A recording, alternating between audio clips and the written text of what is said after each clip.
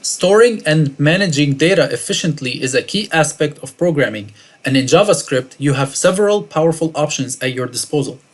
Whether you're working with arrays, sets, objects, or maps, each structure offers unique advantages depending on how you want to access, manipulate, and organize your data. We'll explore how these structures work, compare their performance, and help you decide when to use each to organize and manage your data effectively. Let's start with the first structure, arrays. Arrays are best suited for ordered lists of items where each element is accessed by what we call an index. For example, we could store a list of student grades in an array like this. Let grades equals to, and then I use the brackets. And then here I can specify some grades like 85, 92, and 78. So what I have done here is I have created an array and called it grades. Okay, and by the way, when dealing with lists like this, like arrays, okay, there's something called the index, as I mentioned earlier, and the index starts at 0. Okay, so in other words, think about the index kind of like in a book, where if you are trying to look for a word, you go to the index of the book, and then it tells you like this word can be found on this page. Similarly here, if we're trying to say like where is 92 located in this array, in this case it would be index 1. Why 1? Because as I mentioned earlier, you can think of indices as starting at 0, and then 1, and then 2. So in other words, if we want to access 92 here, okay, we can do something like console.log,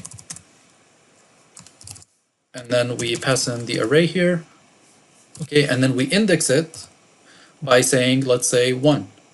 Okay, so now if I run the program, I get 92 printed out. All right, so you might think that if I say grades 1, it would give me 85, because from a human perspective, we think of 1 as like the first value, or in this case, we call values as elements. Okay, so you would think that 1 is going to be the first element. However, 1 is actually the second element in the array. Okay, in other words, if we were to say grade 0, we would get 85 instead. Now, we can also change elements. So, for example, all I have to do is grades, and let's say I'm trying to update the first grade, which is 85, to let's say 88. So all I have to do here is just say index 0, and then set it to a new value, 88, for example. And now if I were to print it out again,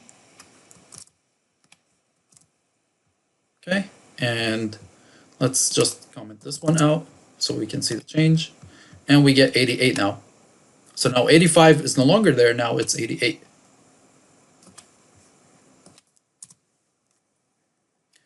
Now, so far you've been seeing me that I've been printing the array elements by hard coding the values of the index. Okay, so in other words, I'm basically saying, you know, grade 0 or grades 1, etc. So in other words, if I wanted to print out all the values in the array, I would have to do something like this, you know, console.log, okay, grades 1, and then another one for the last one, grades 2.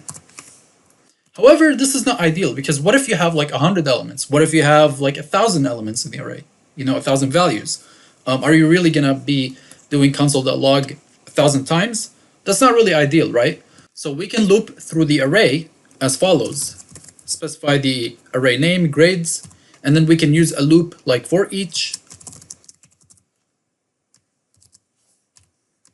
and then specify a variable like grade and index. And then here we are going to use the arrow operator.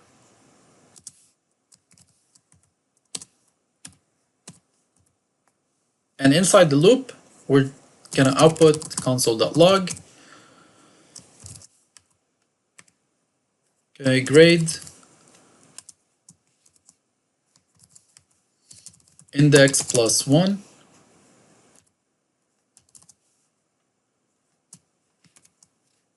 And use the grade variable. And let's see what we get outputted. So you can see here we get grade 1 and it gives us 88, grade 2 and 92, and then grade 3, 78. Okay, so we get it in a nice format like this. And by the way, I'm just writing here like grade index plus 1 in order to kind of keep track at what index we're at. Okay, and notice I'm saying plus 1 here because remember, indices start at 0. So I'm just saying plus 1 because if I didn't, then what would happen is it would say like grade 0, grade 1. And usually, as I told you, from a human readability standpoint, we usually like to read things starting off by 1 instead of 0. So this is why we could simply, make it a little bit better and say plus 1. Okay, and when we run this, we get grade 1, grade 2. So it's better for a human readability standpoint. That's why we say plus 1. Okay, and then of course here we just print out the grade in the array. Okay, and it's basically going through the array. That's why it's kind of saying for each grade in the array, right? Print out every time you iterate. Okay, so every time it's basically jumping from one index to the next index. Okay, so we could also add a new grade using that push method. Okay, so we could say something like let new grade equals to 95. And then here we say grades.push. And we specify the new grade that we want to include in the array. So we can say new grade here. Okay, so this is adding the new grade to the end of the array. Okay. And then we say console.log. Let's say added new grade.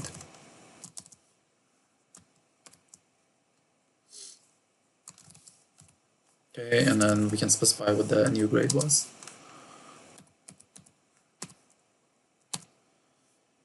And now we can print the entire array to see if that new grade was indeed pushed to the end or added. Okay, so console.log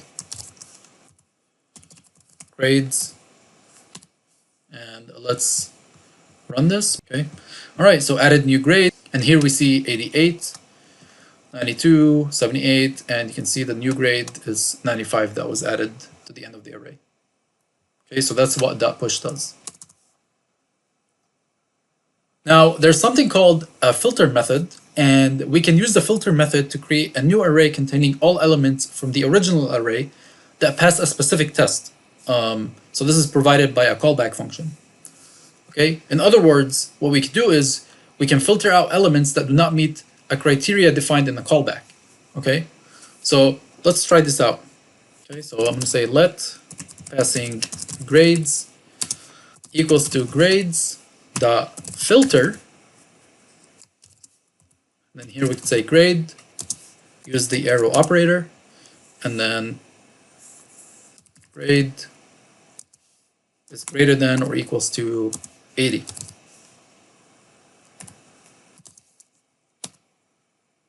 So what we're saying here is basically keep grades 80 and above. Okay, so filter out any grades that are less than that. All right, that's what we're basically saying here.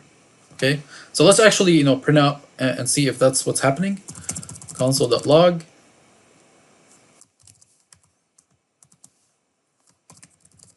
So the passing grades are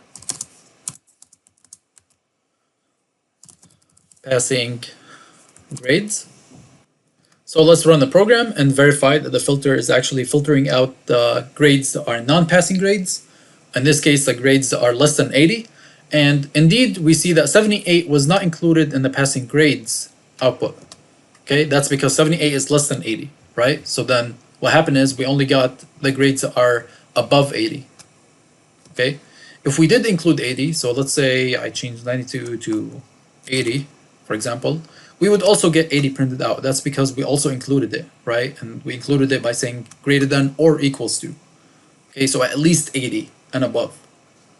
If we said greater than 80, then it would not be included. And we could try that by saying greater than 80, and notice that it did not include 80 this time. Okay, so we only got 88 and 95. Okay, let's move on now. We could also use another structure called set, which is used for storing unique values. So for example, we could store a collection of unique students' grades in a set, like we did earlier for the array, like this. Let student grades set equals to, and then here we're going to use the new keyword, okay? And the new keyword is used to create a new instance of these built-in types that we're using, okay? So like map, set, etc. We're going to discuss map in a bit. But basically what this new keyword does is it ensures that they are properly initialized and ready for use, okay? So we're saying new set,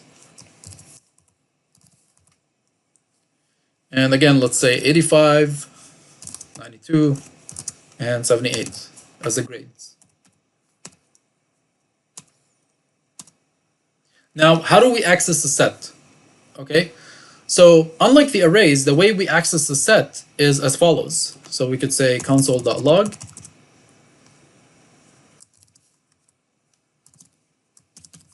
grades in set,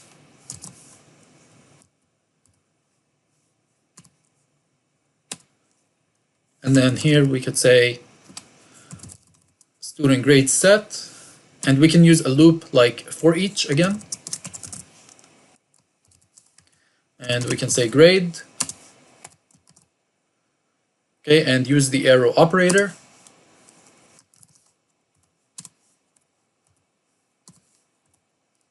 And inside the loop, we're going to say console.log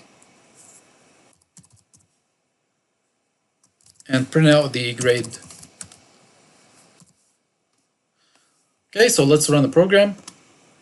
And here we can see that I printed out the grades in the set, 85, 92, and 78. We could also check if a grade exists in the set using something called .has. Okay, so we could say let grade to check equals to 92. And then we could say if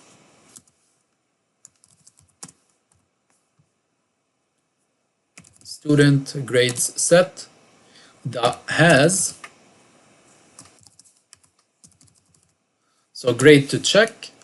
So we are saying here, does this set have the grade to check that we're looking for? So does it have 92? Okay. And then we can print out the result, console.log.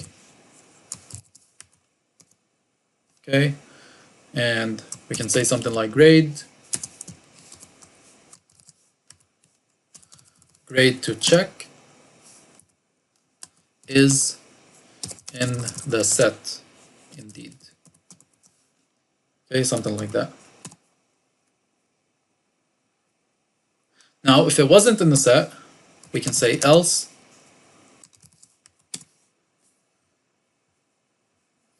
console.log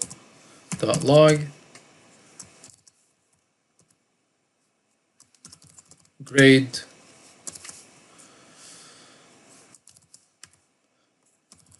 to check is not in the set. Okay, so let's run the program and see if indeed it finds 92 and what it prints out. So here it says grade 92 is in the set indeed. Okay, which means it found it. And we know that because we can see it's in there, right? But let's say that we change that 92 to like 90 instead, okay, or any other number really. And we run this, we see here that it says grade 92 is not in the set. And that's correct because there is no 92 anymore. So this .has method is really useful for checking if an element or value exists in a set. Okay. Now we could also add elements. Okay. So we could say student grade set, and we could use .add method. And let's say I want to add 88. Okay, for example. All right. Also, I want to test something else. Let's say that I want to test adding one of the existing values already. Let's say I want to add 78 again. Okay, so let's see what also happens if I try to add that. Okay, so 78. All right. And let's now print out the set. Okay, so console.log student grade set. Okay, so here we get the set has 4 elements and it's 85, 90, 78, and 88. Okay, so what happened here is it added 88 because 88 was not in the set before. However, because 78 was already in the set, what happened is it wasn't added again because remember, sets only store unique values. Sets don't store duplicate values. Now let's say that I want to delete an element. The way we could do that is the opposite of add. So we have add, all we have to do is also dot delete. Okay, so let's say I can do student grade set dot delete. Okay, and let's say I want to delete 85, for example. Okay, and then I'm gonna rerun the program again.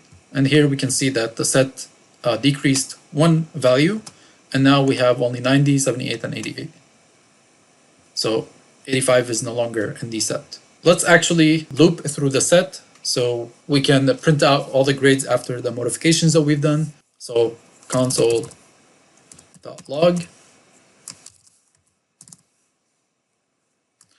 grades after modification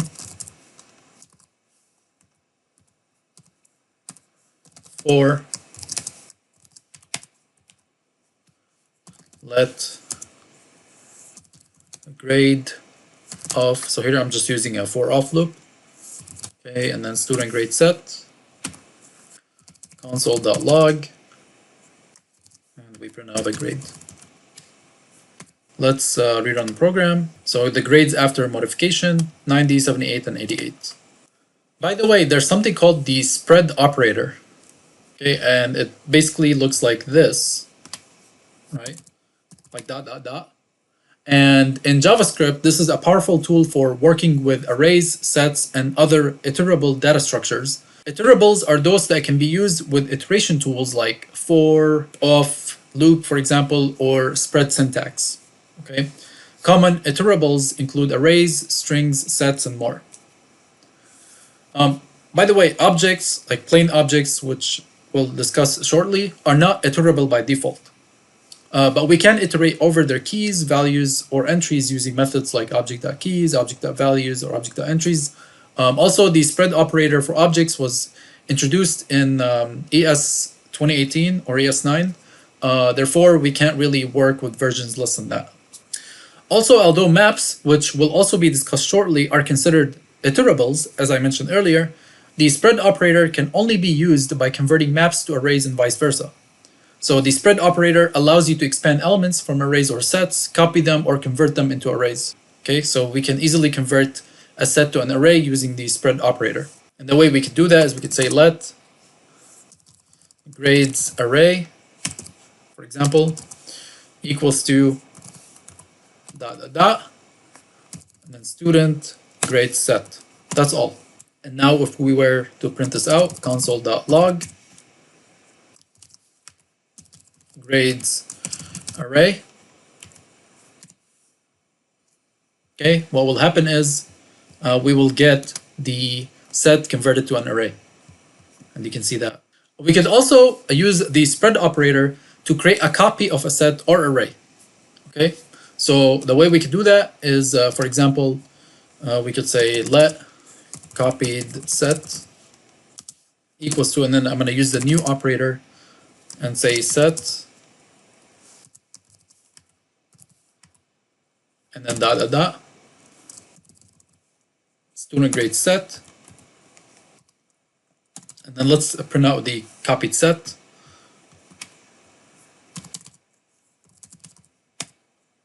Console.log copied set, and run the program. And then here we can see that the set was copied. Okay, so set has 3 values, 90, 78, and 88. We could also combine multiple sets or arrays into one by using the spread operator. So I'm gonna declare let additional grades equals to new set 88 and 95. and let combined grade set equals to new set dot dot dot student grade set comma and then dot dot dot additional grades. Okay, so we basically merged two sets here. And we can print out the merged set. So console.log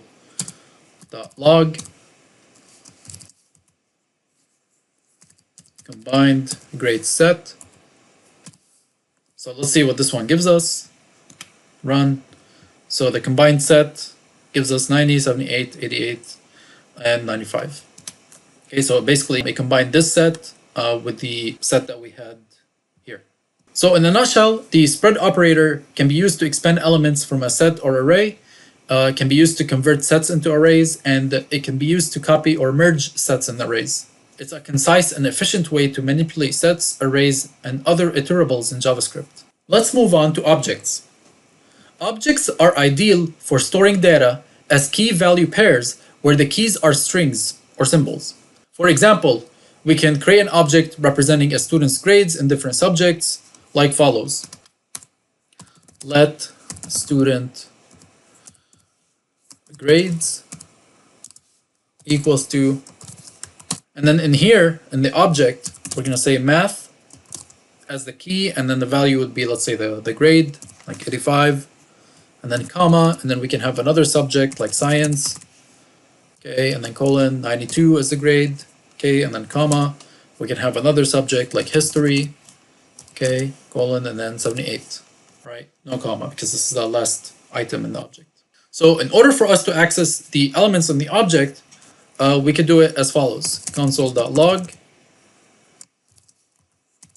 student grades.math. And let's see what happens when we run the program. We get 85. Okay, so student grades, and then we're using the dot operator to access the specific key here, which is math, the subject math, and then it gives us 85. We can also access the specific key like this as well. So use the brackets, and then in here we could specify a subject, like let's say science. Okay, and then when we run the program, okay, we get 92. Okay, so that's another way you can access. So let's try changing elements. The way we can do that is we simply say student grades, and again, similar to how we were able to output the values using the keys, we could either use the dot in the subject in this case, or the key. Okay, so for example, dot math. Okay, and let's say I want to change 85 to 88, so I can say that as 88. Okay, or I could say student grades. Okay, and then let's say I want to change the history. Okay, so I want to show you the other way, which is using the brackets like this to access a specific key. So in this case, let's say that we're trying to change science or history. Okay, so let's use history as the key. Okay, and then set it to a different value. Let's say from 78 to 80, for example. And now let's display all the elements. Okay, so we just have to say console.log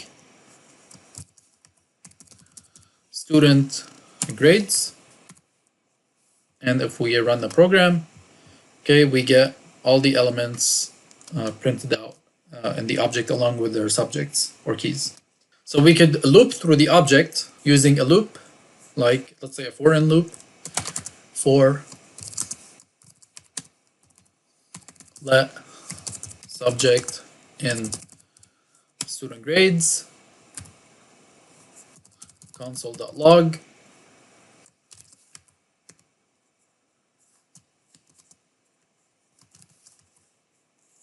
subject along with its value. Okay, so student grades, and then here we can specify the key. In this case, we're specifying the key that we created in the loop, which is subject. Okay, so that's what we're gonna specify, subject. Okay, so let's run the program. And here you can see that it printed out the keys or subjects along with their values without, the curly braces around. Now let's talk about maps. Maps are similar to objects, but specifically designed for key value pairs where keys can be of any type, not just strings.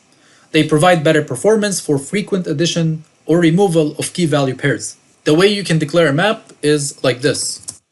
Again, we're using student grades and the subject as an example, so we can say let student grade map equals to new map. And then inside here, we're going to say math, comma, let's say 85 again. Okay, and then comma, science, comma 92, say comma, history 78. Now to access the element for the map, we can say console.log student grades map, and we can use the .get method. And then here we specify the subject, let's say like math. And then if we run the program, okay, we get 85. And that's exactly what's associated with math. Now we could check if a subject exists in the map also using the .has method. Okay, so we could say let subject to check, and let's say that we're checking if history exists. Okay, so history. Then we can use if student grades map dot has, and then subject to check.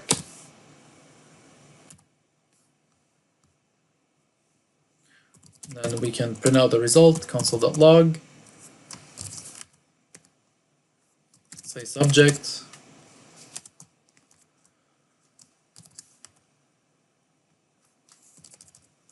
subject to check is in the map.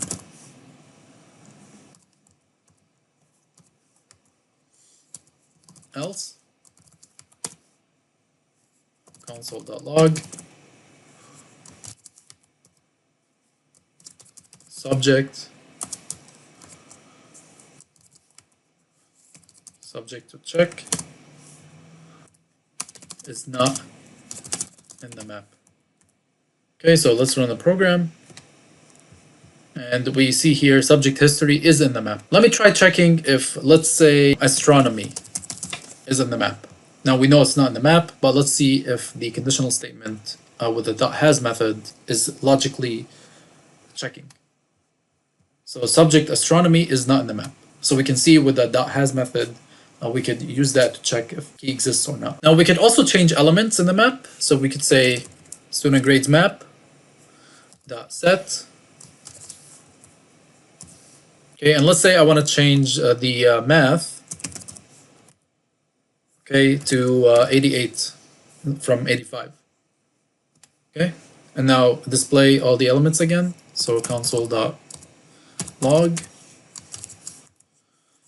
student grades map, and we run this. Okay, so we can see here the map has 3 keys or subjects in this case, and we see that math was indeed updated from 85 to 88, and the other keys remain the same, 92 and 78. Now we could also loop through the map. Let's say student grades map dot for each, okay, grade and subject, and then here we can use the arrow operator, and inside the loop we can say console.log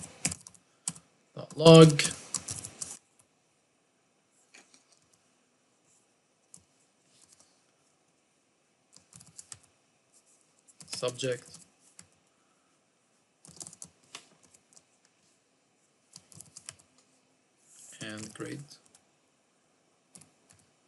And let's run the program. Okay, so here we can see that it printed out the final grades in the map: math 88, science 92, and history 78. Now remember, I mentioned earlier with the spread operator that maps are not directly spreadable like arrays or objects because they are not plain objects. However, we can convert a map into an array of key value pairs using the spread operator. So the way we can do that is, let's say we can declare let map equals to new map.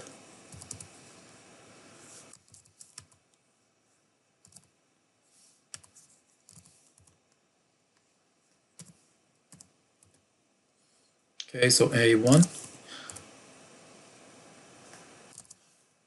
and B is associated with, let's say, 2. Now, by the way, I wrote this structure on a single line here, but if you look at it, you could also rewrite it kind of like line by line, just like the student grades map here. In this case, I just chose to write it on the one line. Okay. So now to convert the map to an array, we say let map array equals to. Okay, and then here we use the spread operator, dot dot dot, and we use the map that we declared here.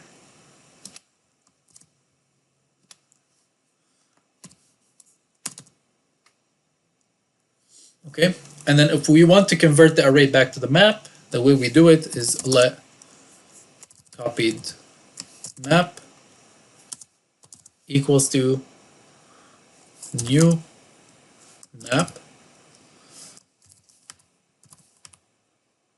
dot dot dot map, and then we say console.log copied map, and let's run the program. Okay, so over here you can see that we have converted the map into arrays and back to a map. So in summary, when would you want to use each? Well, arrays are great when you need an ordered collection and plan to iterate over elements by index. So you access by index, you change via index, and you use loops like for each to display. Sets are ideal when you need to store a collection of unique values and want to easily check for duplicates or perform operations like union or intersection. You can add elements with .add, remove with .delete, and use for each or for off loops to loop through all the elements.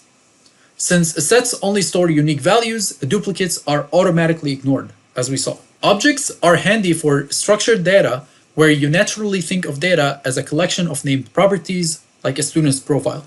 You access by the property name, you change via the property assignment, and use for in, for example, for looping. Maps are useful when you need non-string keys or when you require performance optimizations for key value operations. You access via the get method, you change via the set method, and use for each to loop through keys and values.